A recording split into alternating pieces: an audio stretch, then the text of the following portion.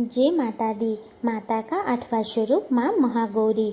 माँ दुर्गा जी की 8वीं शक्ति का नाम महागौरी है। दुर्गा पूजा के 8वें दिन महागौरी की उपासना का विधान है। इनकी शक्ति अमोघ और शुद्ध फलदायिनी है। इनका वर्ण पूर्णतः गौर है। इस गौरते की उपमा शंख, चंद्र और कुंद के फूल से दी गई है। इनकी आयु 8 वर्ष की मानी गई है। अष्टवर्षा भवेत् गौरी।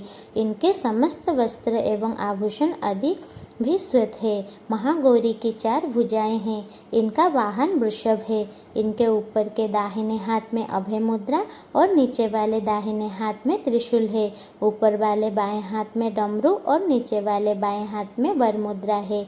इनकी मुद्रा अत्यंत शांत है। माँ महागौरी ने देवी पार्वती रूप में भगवान शिव को पति रूप में प्राप्त करने के लिए कठोर तपस्या की थी।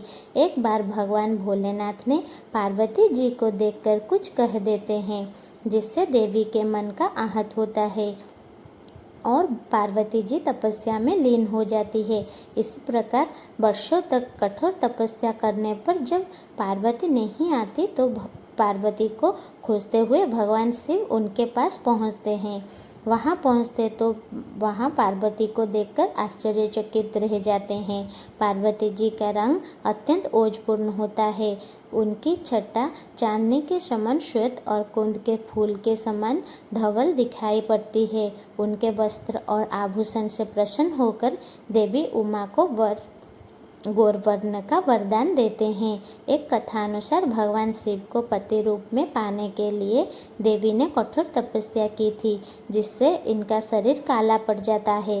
देवी की तपस्या से प्रसन्न होकर भगवान इन्हें स्वीकार करते हैं और शिव जी इनके शरीर को गंगा जल से धोते हैं। तब देवी विद्युत के समान अत्यंत कांतिमान गौरवर्ण की हो जाती है तथा तभी से इनका नाम गौरी पड़ा। महागौरी रूप में देवी करुणामयी, स्नेहमयी, शांत और मृदुल दिखती हैं। देवी की इस रूप की प्रार्थना करते हुए देव और ऋषिगण कहते हैं, सर्वमंगल मंगल्ये शिवे सर्वार्थ साधिके शरण्ये त्र्यंबके गौरी नारायणी नमस्तुते। महागौरी जी से संबंधित एक अन्य कथा भी प्रचलित है, जिसके अनुसार एक सिंह काफ़ी भूखा था। वो भोजन की तलाश में वहां पहुंचा जहां देवी उमा तपस्या कर रही होती।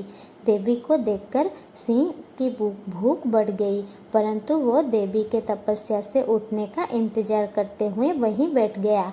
इस इंतजार में वो काफ़ी कमज़ोर हो गया।